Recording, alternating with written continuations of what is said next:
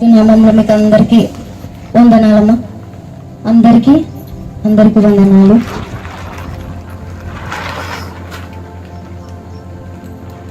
మనకి సమస్యలు తీరడానికి ఎన్ని సంవత్సరాలు ప్రార్థించినా, ఎన్ని నెలలు ప్రార్థించినా, ఎన్ని రోజులు ప్రార్థించినా ఉండే స్థితిలో మాత్రము అలాగే ఉంటున్నాము.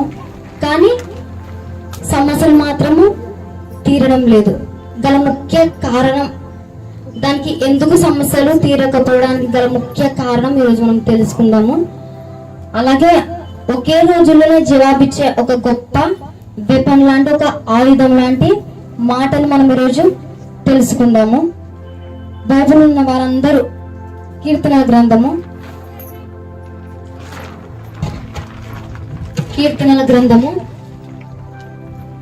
145వ అధ్యాయము 18వ వచనము.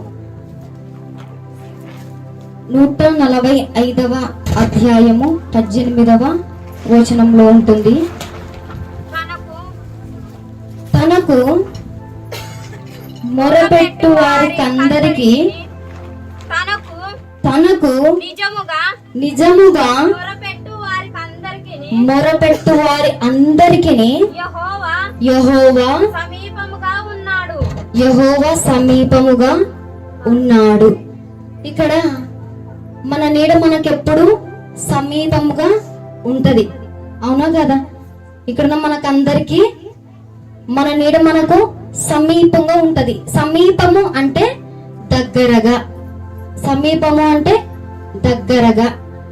ఇన్ని రోజు మన కష్టాలు, మన బాధలు, ఇరుకులు, ఇబ్బందులు ఎంత మొరపెట్టినా, ఎన్ని సంవత్సరాలు మొరపెట్టినా తీరకపోవడానికి గల ముఖ్య కారణం ఏంటి అంటే, దేవుడు అనే వ్యక్తి మనకు సమీపంగా ఉంటే, మనము దేవునికి సమీపంగా ఉంటే బాధలు ఉండవు, కష్టాలు ఉండవు, నష్టాలు ఉండవు, మరణాలు ఉండవు, దుఃఖం ఉండదు. ఒక వెలుగున్న చోట చీకటి అస్సలకి ఉండదు, అవునా?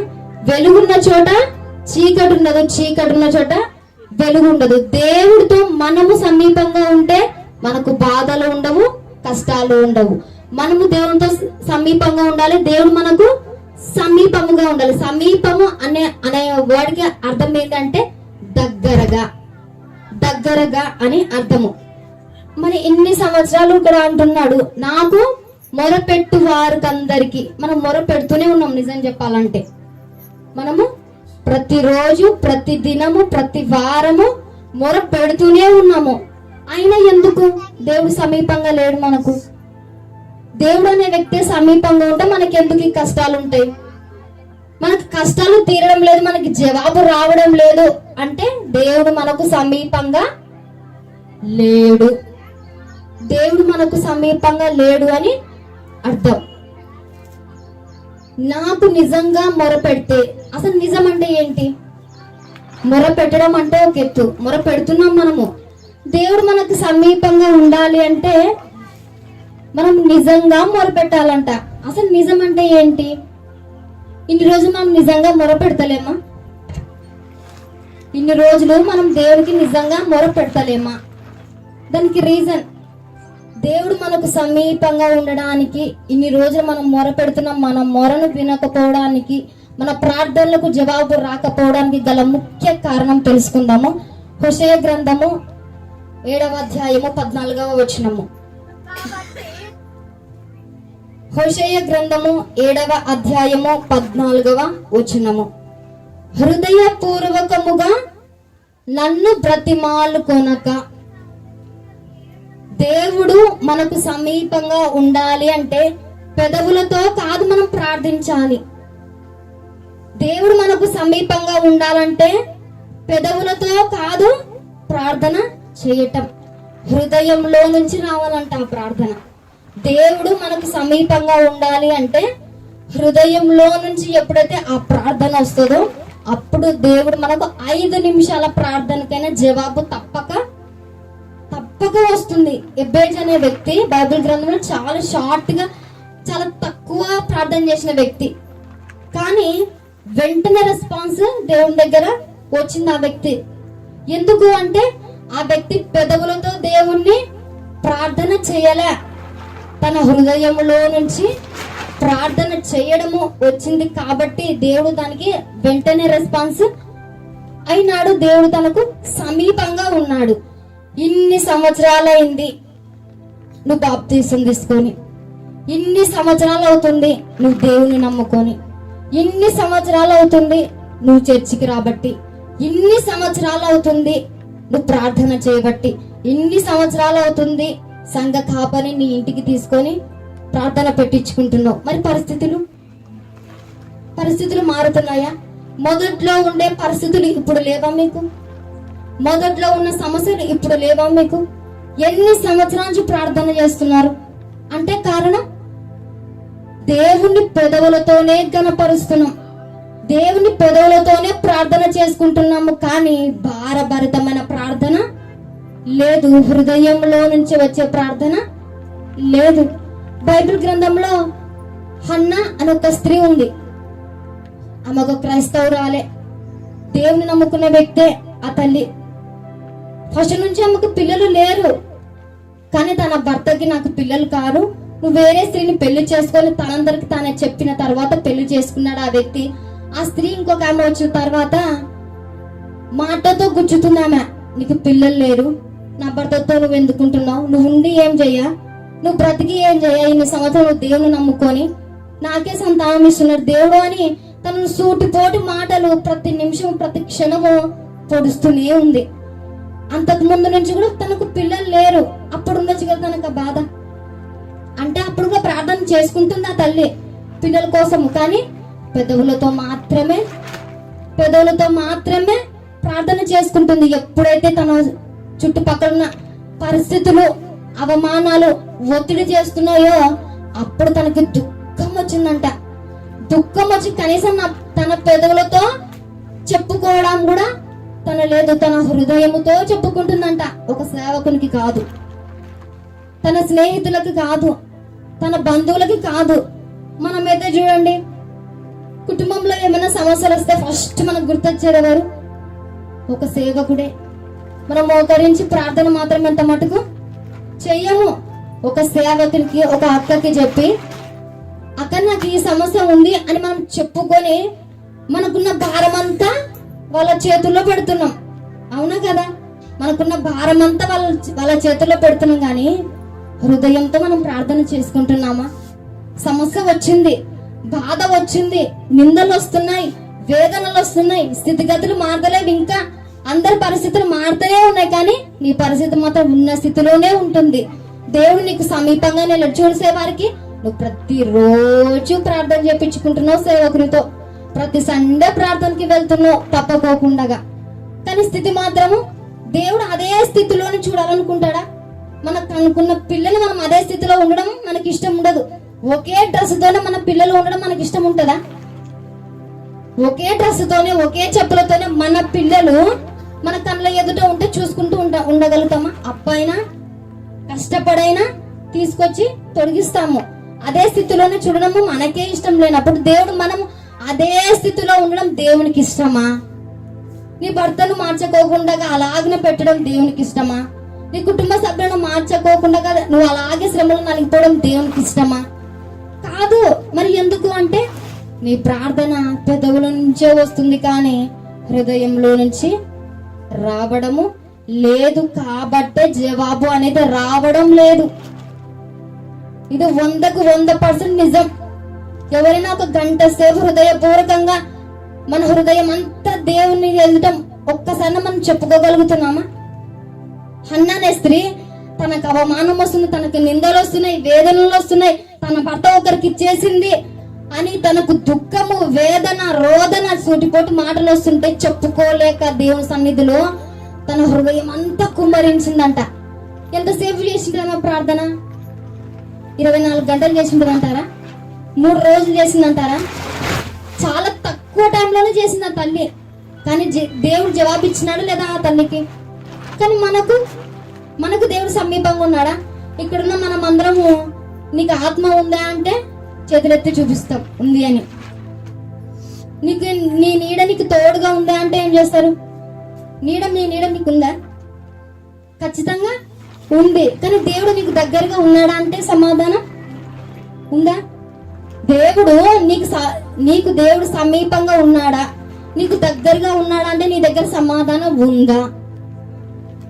నీ స్థితిగతి మారతలేదు, నీ ప్రార్థన ఇంకా నీ పెదవుల నుంచి. అందుకే అంటాడు దేవుడు, వీరందరూ తమ పెదవులతోనే నన్ను గణపరిచి ప్రార్థన చేసుకుంటున్నారు, కానీ వారి హృదయం నాకు చాలా దూరంగా ఉంది అంటాడు దేవుడు.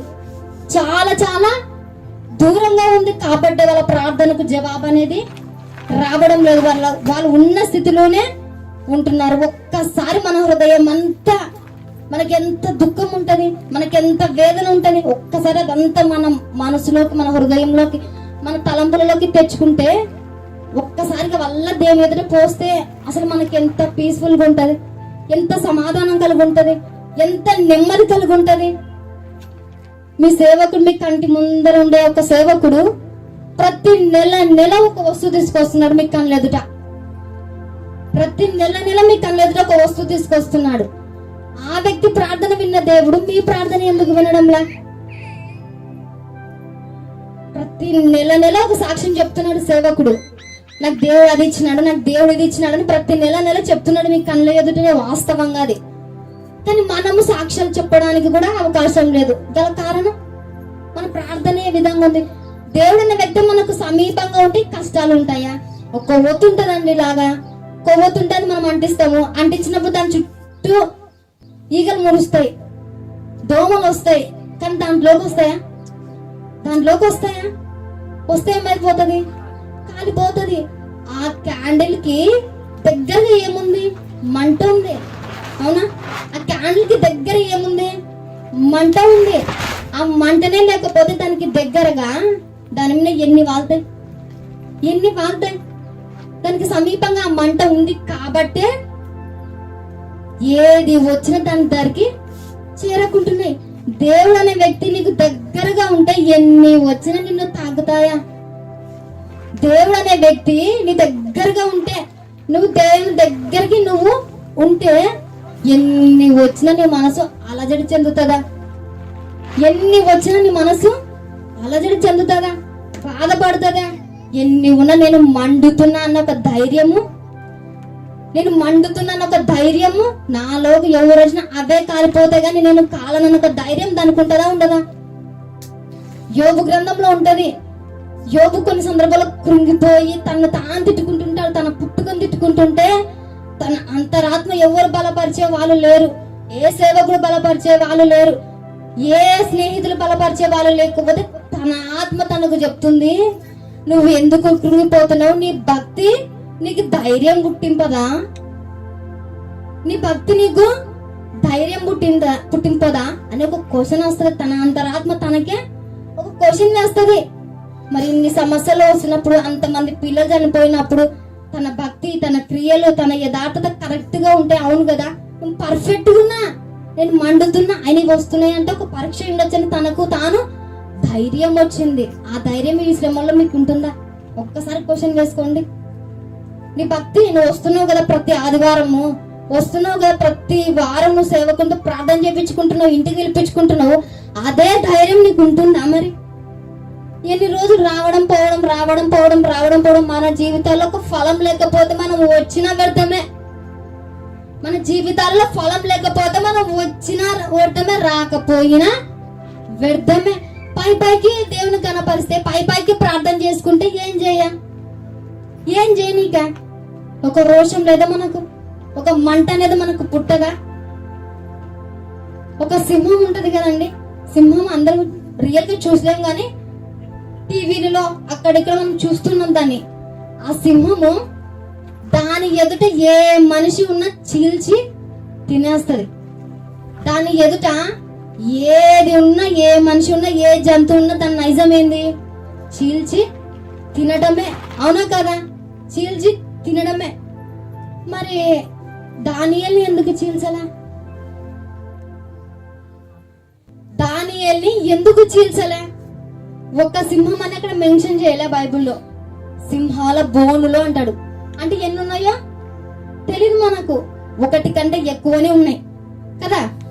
సింహం నైజం ఏంది? తినడం. తిన్నాయి, చాలా చాలా మందిని తిన్నాయి. కానీ మరి దానియేలు పరిస్థితి ఏంది? ఆయన దేవుడా? ఆయన దేవుడా? కాదే. ఆయన కేవలం ఒక మనిషి. ఒక మనిషి. ఆ మనిషిని ఎందుకు తినలా ఆ పులులు, ఆ సింహాలు?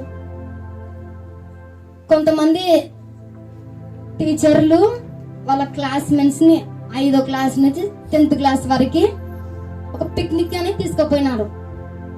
ఒక పిక్నిక్ గాని తీసుకొని పోయి ఒక జూలో సింహాన్ని చూపిస్తున్నారంట. సింహము అవి ఇవి అని చూపిస్తుంటే ఒక యవ్వనస్తుడు, 10th క్లాస్ యవ్వనస్తుడు సింహం అట్లా పక్కన ఒక లోయ ఎలా ఉంది, ఆ లోయలో ఉన్నాయన్నమాట అన్ని. ఈ వ్యక్తి పైనుంచి దాన్ని చూస్తున్నాడు. అందరు ముందుకు వెళ్ళిపోయినారు చూసుకుంటూ. ఈ పిల్లడు, 10th క్లాస్ పిల్లడు మాత్రము దాని దగ్గరికి వెళ్ళి అట్లా కింద ఉంటే దాని దగ్గరికి వెళ్ళి చూస్తున్నాడు. దానికి వెళ్ళి చూసుకుంటూ దాంతో ఆడాడుతున్నాడు. వాళ్ళ టీచర్లు క్యాకేస్తున్నారు, నువ్వు కానీ దాంట్లో పడిపోతే అది కన్నకి నిన్ను తినేస్తాయి, రారా అని తొలుకొని పోతుంటే ఆ వ్యక్తి పోతూ పోతూ ఉరుక్కుంటూ వెళ్తుంటే అనుకోకుండా కింద పడిపోయినాడు. అనుకోకుండా ఆ కింద పడిపోయినాడు. ఉరుక్కుంటూ వెళ్ళిపోతుంటే కింద అంతా ఒక పార్క్ లాగా ఉందన్నమాట. సింహాలు, పులులు, ఏనుగులు, ఒంటెలు అవన్నీ ఉన్నాయి.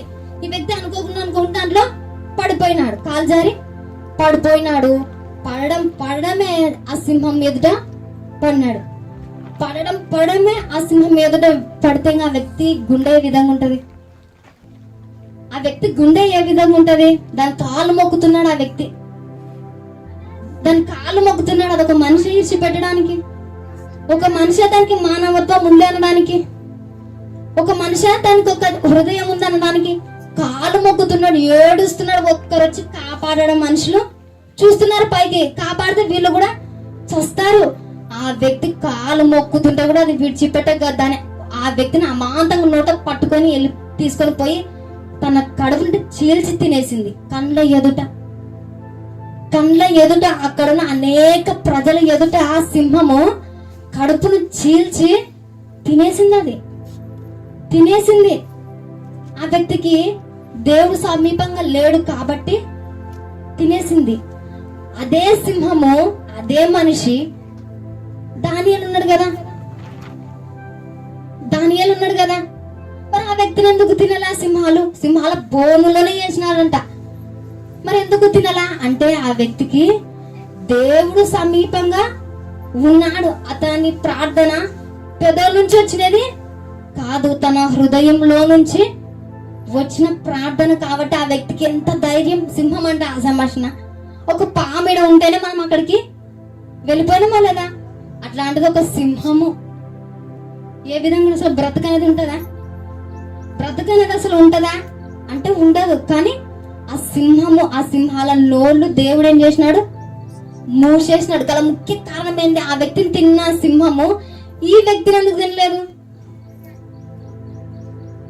ఎందుకంటే ఆ వ్యక్తి ప్రార్థన యథార్థమైన ప్రార్థన, ఆ వ్యక్తి హృదయంలో నుంచి వచ్చే ప్రార్థన. కాబట్టి ఆ వ్యక్తికి అంత ధైర్యము. నిజంగా మొరపెడితే, హృదయంలో నుంచి మొరపెడితే దేవుడు తనకు సమీపంగా ఉండే దేవుడని దేవుడే వాగ్దానం చేసినాడు కదా. అందుకు ఆ వ్యక్తికి దేవుడు సమీపంగా ఉండడు కాబట్టే సింహాలు అతన్ని తినలేక పోయినాయి. సింహం లాంటి శోధనలు మనకు రావట్లేదా? సింహం లాంటి వేదనలు మన ఎదుట కనపడలేదా? భర్తలు ఇంకా మారడం లేదు, త్రాగనే వ్యసనానికి బానిస అయిపోయి చెడు తిరుగుతూ మనమే చంపుకోవాలని చూసుకుంటామే. కానీ ఆ వ్యక్తికి మాత్రం మార్పు అనేది రావడం లేదు. మనకు ధైర్యం అనేది రావడం లేదు. గల కారణం ఏంటి అంటే మన హృదయంలో నుంచి ప్రార్థన అనే భక్తి రావడం లేదు. మన హృదయంలో నుంచి ఎప్పుడైతే ప్రార్థనకు మనం నిజంగా ఒక్క 5 నిమిషాలు మొరపెట్టినా ఆ మొరకు ఖచ్చితంగా దేవుడు సమాధానం ఇచ్చే దేవుడు మన దేవుడు. అన్ని దాంట్లకు చెవులుండి వినలేరు, కళ్ళుండి చూడలేరు. కానీ మన దేవునికి చెవులుండి వింటాడు, కన్నులుండి చూసే దేవుడు, నోరుండి మాట్లాడే దేవుడు. మన దేవుడు సజీవుడు, నిన్న నేడు నిరంతరము ఏకరీతిగా ఒకే రీతిగా ఉన్న దేవుడు. ఇజ్రాయెల్ పట్ల అన్ని కార్యాలు చేసిన దేవుడు. మోషే పట్ల అసాధ్యమైన కార్యాలు, అవి ఎవ్వరు చూడలేనివి, చెయ్యలేని కార్యాలు దేవుడు చేసినాడు. ఆ కాలంలో చేసిన దేవుడు ఈ కాలంలో చెయ్యలేడా? నిన్న నేడు నిరంతరము ఈ భూమి ఉన్నంత వరకు ఎప్పటికీ దేవుడు ఒకే రీతిలోనే ఉంటాడు. మనుషులు మారినట్టు దేవుడు మారడు. దేవుడు మాట ఇచ్చి తప్పే దేవుడు కాడు. మనం ఉన్న స్థితిలోనే ఉండడం దేవునికి ఇష్టం లేదు. నువ్వు భయపడడం దేవునికి ఇష్టం లేదు. నువ్వు వేదన చెందడం దేవునికి ఇష్టం లేదు. నీ స్థితిగతులు మార్చుకోకుండా అలాగే ఉండడం దేవునికి ఇష్టము లేదు. కానీ నీ హృదయంలో నుంచి ప్రార్థన అనేది రావడం లేదు కాబట్టి ఉన్న స్థితిలోనే ఉంటున్నావు. శ్రమలకి తాలుకోలేక నిన్ను నీవే దహించుకోవడానికి, నిన్ను నీవే చంపుకోవడానికి ప్రయత్నం చేస్తావే కానీ నీకు ధైర్యం అనేదే లేదు. సింహం లాంటి ఆ సింహం మనల్ని చంపేస్తుంది. సింహం లాంటి సమస్యలు మనకు లేవా? సింహం లాంటి సమస్యలు మనకు కనపడడం లేదా? చూడండి, ఒక్కసారి ఆలోచించండి బాగా. నిజమే కదా, ఎందుకు నా ప్రార్థనకి జవాబు ఎన్ని సంవత్సరాలు లేకపోతుంది? నా ఆత్మ నాతో ఉంది, నా నీడ నాతో ఉంది, కానీ దేవుడు నాకు నిజంగా సమీపంగా ఉన్నాడా? దేవునికి నేను సమీపంగా ఉన్నానా? నిజంగా మొరపెట్టుతున్నాడు. అసలు నిజం అంటే ఏంటి? నా హృదయంలో నుంచి ప్రార్థన నిజంగా వస్తుందా అన్న క్వశ్చన్ మనకు మనమే వేసుకోవాలి.